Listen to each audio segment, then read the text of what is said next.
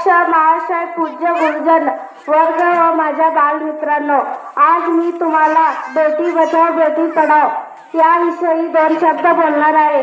ते तुम्ही शांत चित्ताने ऐकून घ्यावी ही माझी नम्र विनंती. भारताचे पंतप्रधान श्री नरेंद्र मोदी साहेब यांनी मुलींच्या संरक्षणाची आणि शिक्षणाची गरज यावर प्रकाश टाकला आहे. याच कारणामुळे यांनी या योजनेला बेटी बचाओ बेटी पढाओ असे नाव दिले आहे. आता आपला देश महासत्ता बनण्याचा प्रयत्न करत आहे. कदाचित येणाऱ्या भविष्यात आपला देश महासत्ता होईल सुद्धा. परंतु आजही आपल्या देशातील काही राज्याच्या विविध भागांमध्ये मुलींची स्थिती खूप वाईट आहे. अजूनही त्यांच्या कुटुंबातील सदस्य आणि इतर लोक त्यांना वाईट वागणूक देतात. भारताच्या विविध भागातील मुलींना प्राथमिक वर्गानंतर पुढे शिकण्याची व्यवस्था नाही. त्यापैकी काहींना प्राथमिक वर्गातही जाण्याची परवानगी नाही. भारताच्या काही भागांमध्ये मुलींना त्यांच्या जन्मापूर्वीच त्यांच्या आईच्या गर्भात मारले जाते. हे भीतीदायक आहे. अनेक कारणांमुळे आपल्या देशातील मुलींना खूप त्रास होतो. शारीरिक अत्याचार, हुंडा आणि इतर अत्याचार यांसारख्या विविध समस्या. या समस्यापासून मुक्त होण्यासाठी आपल्या देशाच्या पंतप्रधानांनी मुलींना शिक्षण देण्यासाठी पुढाकार घेतला आहे.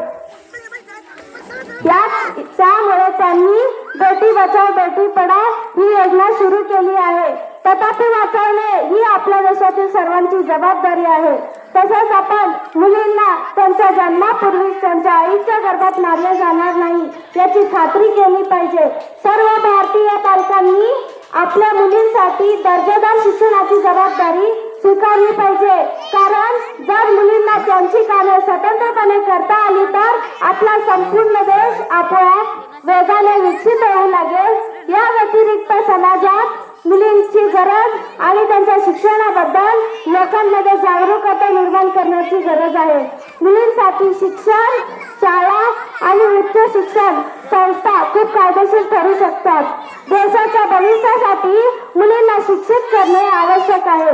कारण मुलगी ही कोणाची पत्नी, आई किंवा आजी, मावशी, काकू असू शकते. आणि मुलगी नीट शिकली असेल तर ती त्या गोष्टी पुढच्या पिढीला शिकवू शकते. समाजात मुलींचे शिक्षण खूप महत्वाचे, हे खूप महत्वपूर्ण आहे. बेटी बचाओ बेटी पढाओ ही योजना आपल्या मुलींना सक्षम करेल.